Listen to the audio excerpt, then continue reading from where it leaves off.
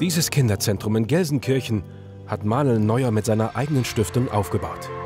Das Manus. Ein Ort für Kinder, die Halt und Fürsorge suchen. Ein Platz, wo sie gefördert werden und Kind sein können.